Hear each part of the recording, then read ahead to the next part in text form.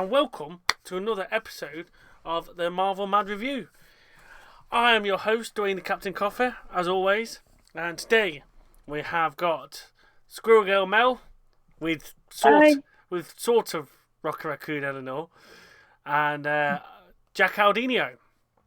And right, before we enter anything, spoiler review for Ant-Man and the Wasp in Quantumania. You've had your warning now. We're going deep diving and everything that lot. So you've warned. You'd have you so many seconds that lot. 5, 4, 3, 2, 1. Spoilers for Ant-Man and Quantumania that lot. Let's just get straight into it that lot. I fucking love this. I absolutely love this. This was so much better than Black Panther. It was just everything. It just linked up fucking brilliantly in that lot.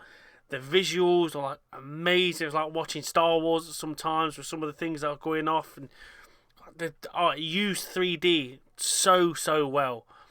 The 3D like, effects for it were just brilliant in that lot, and just each and every one, all the actors in that lot just blended in so very nicely and had like a great connection with each other in that lot.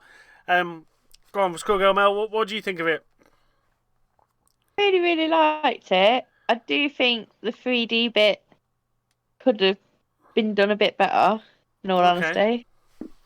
But other than that, I think it was really good. I really enjoyed it. So much, like you say, better than Black Panther. It was a good film, but it could have been done as a series rather than a film. Yeah, massively. And then done a better film, if that makes sense. Yeah, no, I totally agree with that. I totally understand that. I didn't even consider Black Panther being done as a series, to be honest. But yeah, it would have been a lot better as a series building up to Shuri coming Black Panther that lost. That is probably would have been a better thing. But no, okay. I was surprised with the 3D thing. I thought 3D were brilliant in my eyes, but no, I get your point there. That lot. Jack, what do you think of Quantumania?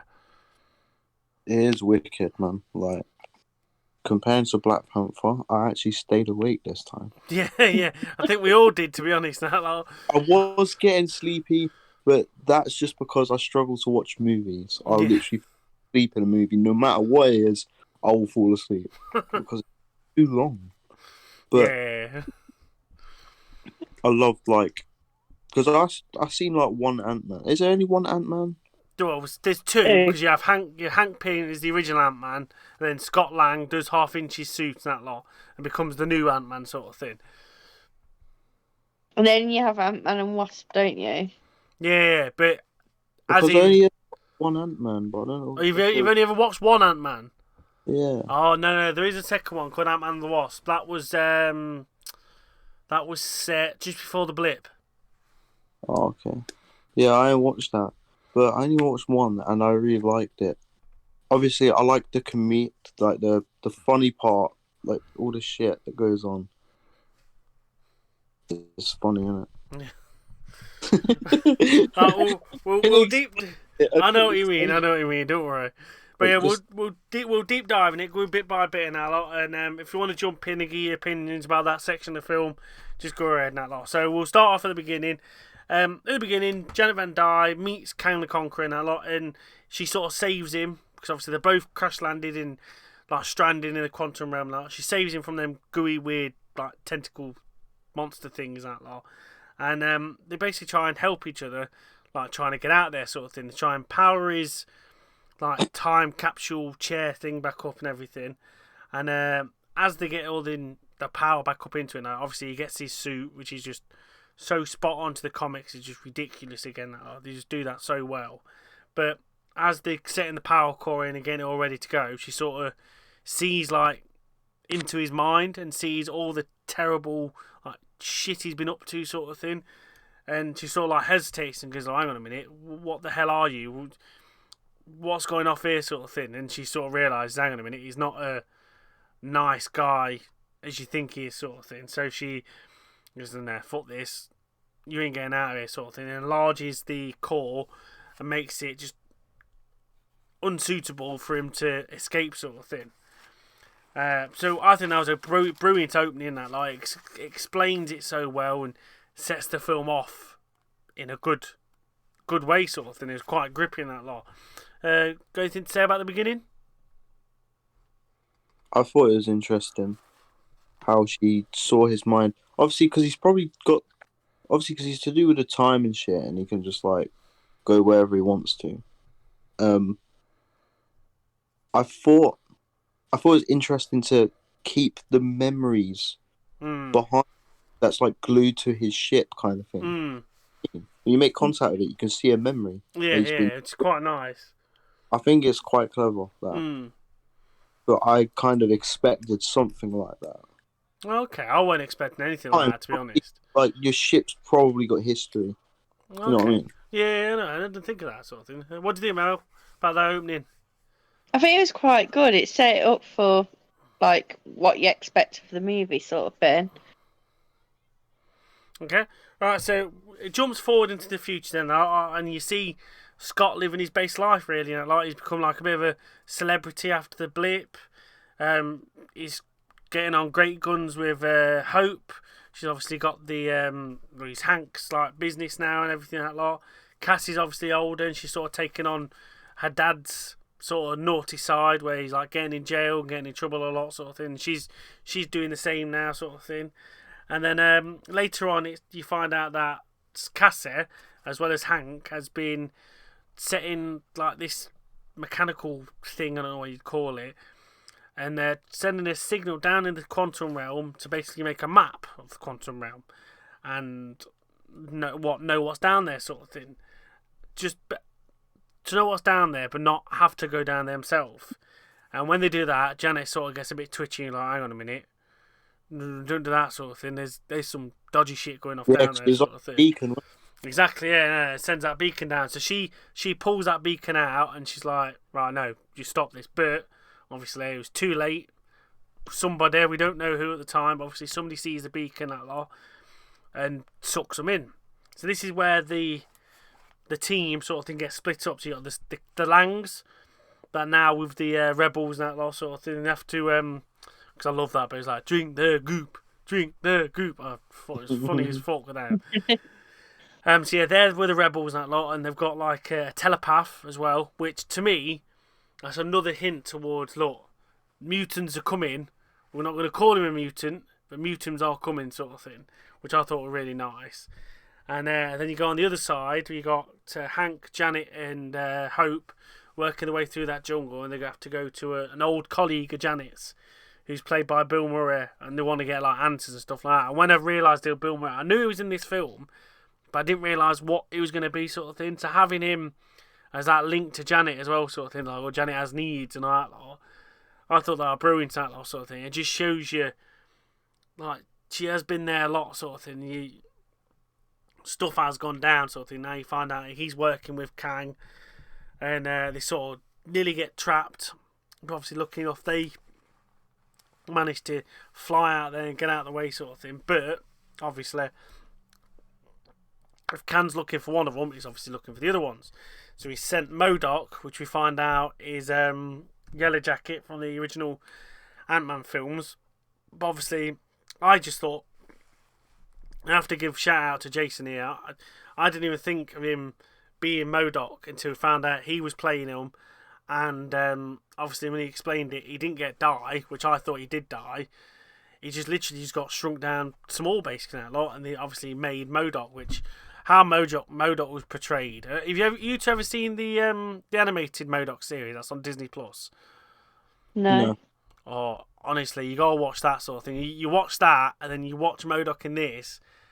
It's just like just plucking him out of the comics and just throwing him on the screen, either in animation form or in this form as well. It was just so good, and obviously it was just the baby legs that made us laugh. Yeah. It reminded me of Deadpool when he was going about the baby legs and that lot.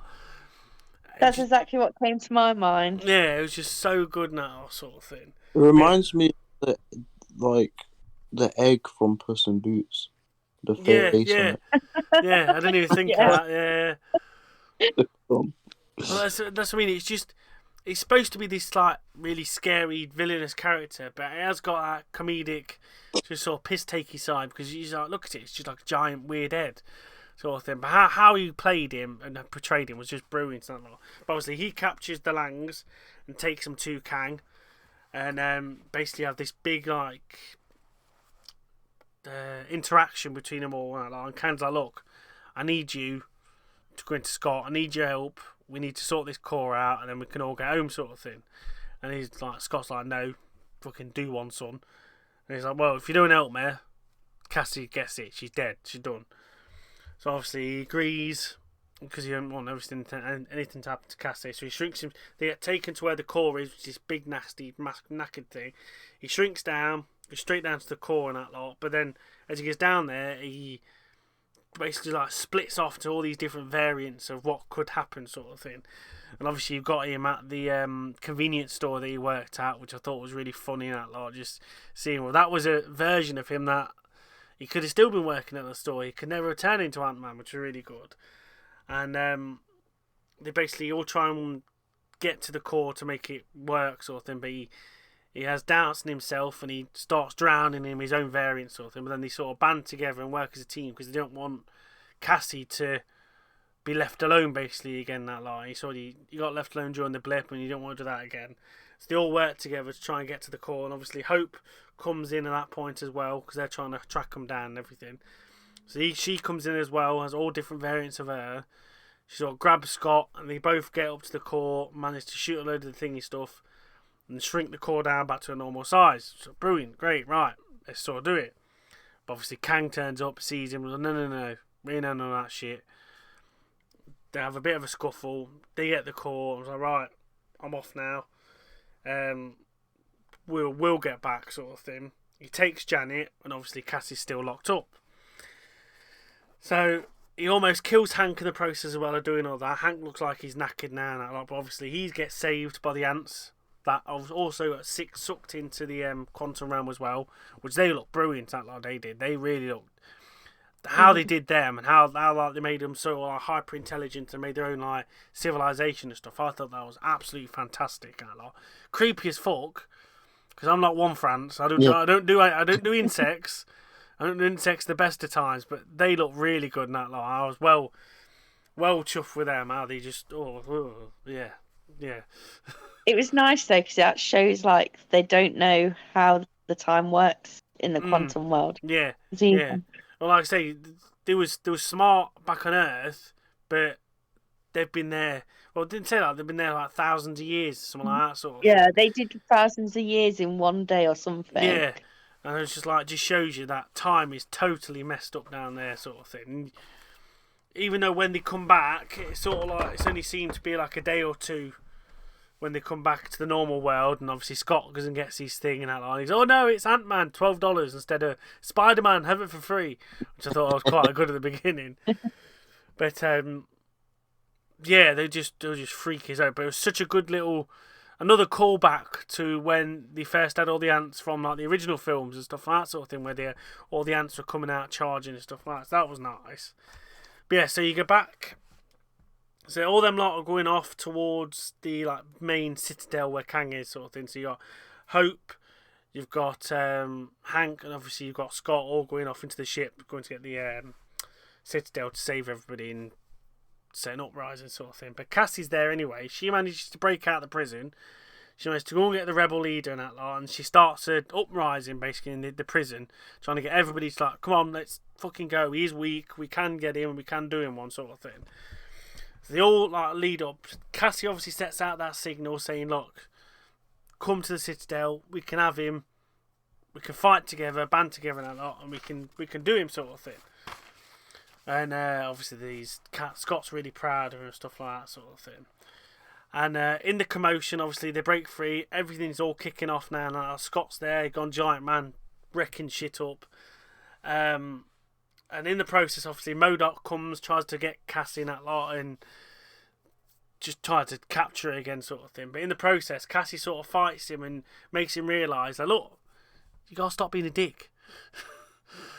And that interaction and making him realise, yeah, you are a bit of a dick and you're a bit weird and shit like that, but trying to get him to be the good guy, sort of thing, because he's easily manipulated. And just seeing him do that sort of thing, I thought it was brilliant, that line. And he sort of, in the end, obviously, fights with them to Kang, and he's like, I'm going to stop being a dick, and gets him, sort of thing, which unfortunately costs him his life. And I was gutted for that, because I really wanted to see him be in some more films. Hopefully he is coming back in another film or something like that, because I loved MODOK. I thought MODOK was brilliant in this, that lot. So I really gutted when he died. That lot. I was like, oh, bless him.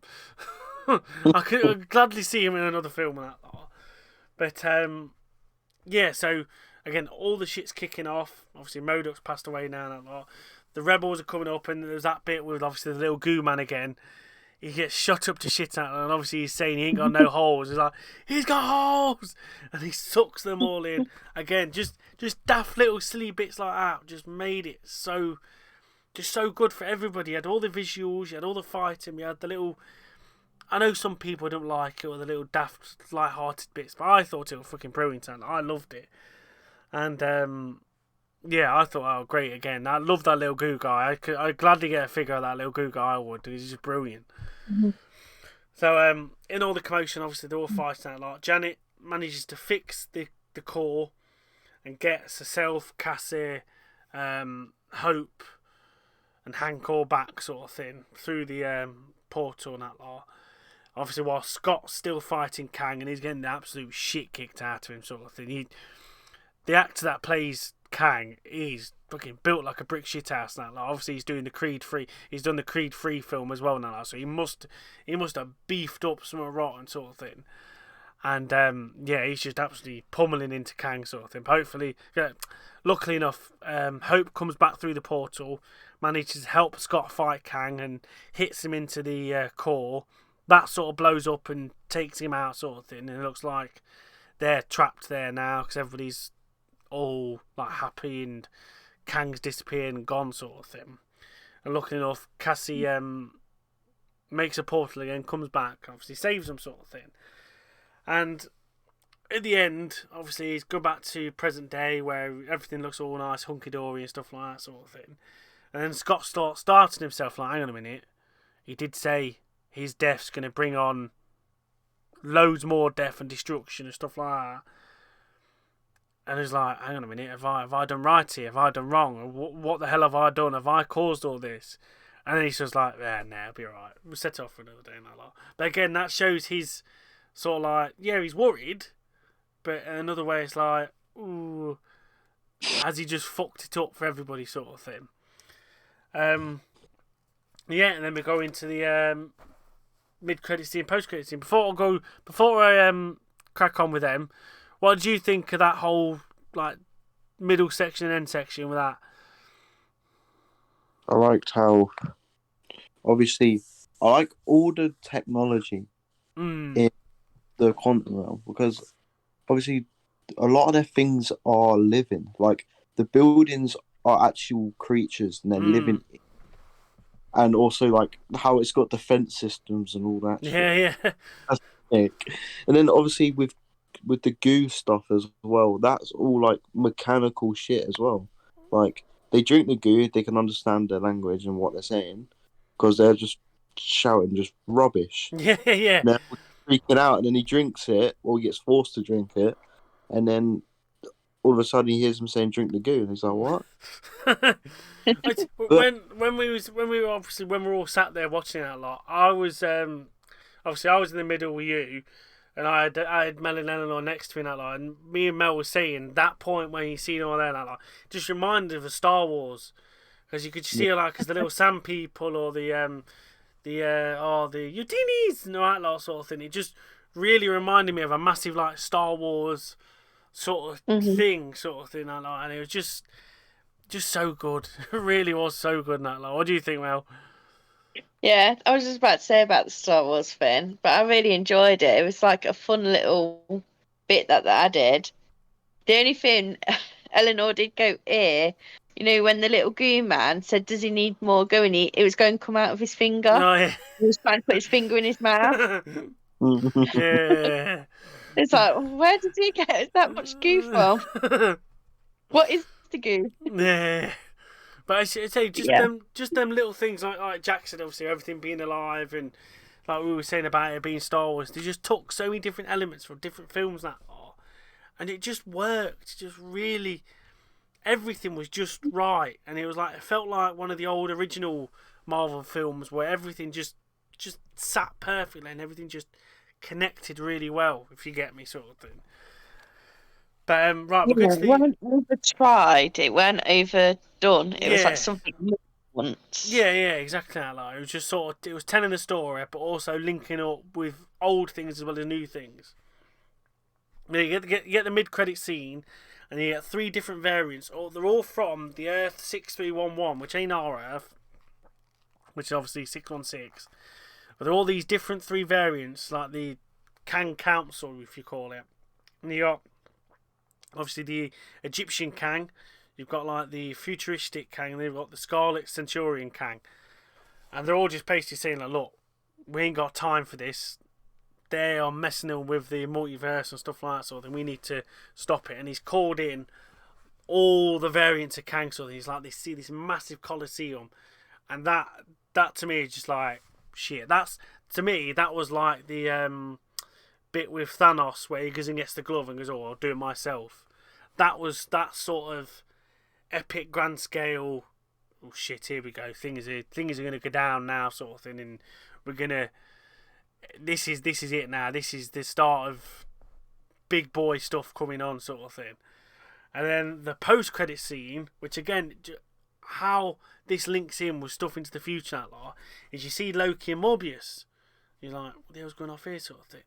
And they're in like this 1900s like theatre, and they're watching this bloke called Victor Timely, which is obviously another variant of Kang, and you're just like, fuck, here we go. And that just makes you want to watch, again, Loki Season 2 that's coming out this year, and was like, damn, it reminds you of them old Marvel films that just gives you enough just to go, right, this is what's coming up, you got to wait till Season 2 now, and that lot sort of thing.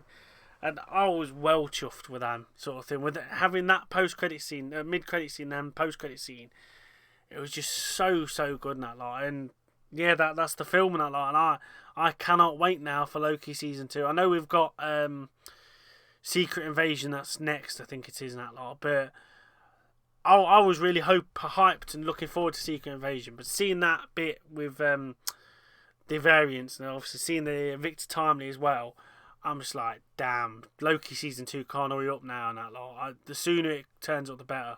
And what do you two think about the mid-credit and post-credit scenes? Go on, Mel, you go first. It makes you want to definitely watch next loads of Loki and stuff like that. Because I think the last Loki, it was good, but towards the end you got a bit like, oh, okay, something you want to happen. Okay. So now that's set up for, okay, now I want to watch it again. It's just reminding you, yeah, this isn't, I'm just going to give you just a little bit, so you like it. Okay, what do you think, Jack? Yeah, I didn't even know Loki was coming out. Oh The my credits lord. didn't me. I didn't know what was happening. What, that post-credit scene, that lot? Yeah, that one I didn't know, but I knew that was the same dude. Yeah. So I was thinking maybe it's a different timeline. Oh, right, okay. And that's just what I got from it because I don't actually know. Yeah. And obviously with the other one where there's like a massive coliseum of them, that's just like, right, so there's loads of different ones from different timelines and stuff, and they're sending an army of him, kind of thing. Like, that's mad. Yeah, it is. It's obviously Ant-Man and obviously his whole family beat one, but it's like, what's it gonna take to beat all of them? Exactly. That's it. It took them a lot to beat just that one. Yeah, It's gotta be. If there's a massive battle in this one, like an army of them, and like an army of the other Avengers and stuff like that. Because what if they bring like Avengers from different timelines? They could do... Oh, he did say like that he killed Avengers in other timelines. Yeah, so is he one of? Yeah, so is he one of the Avengers he's killed, sort of thing? Yeah. Didn't So he, how in the are they prison? going to then kill multiple of them if he managed to kill multiple Avengers just on his own? Well, he mentions Thor, doesn't he? So are you the one with the hammer? And he's like, oh Yeah. no, that's Thor. So that just shows you if he's managed to kill Thor, this boy ain't messing around. You see that later on in the film where he's just like blasting people out, like he's got that massive shield as well. Just like Yeah. Kang is not one to piss around with that. Like he knows what he's doing. He's a big mama and that lot sort of thing. You thought Thanos was bad in the first like phase. You ain't seen nothing yet, sort of thing with Kang. It's gonna be so good in that lot. But yeah, that's the review of Ant-Man and the Wasp and Quantumania that lot. I thought it was fantastic and that sort of thing. I this is one where it comes back on Disney Plus. I will gladly watch it again and again and again.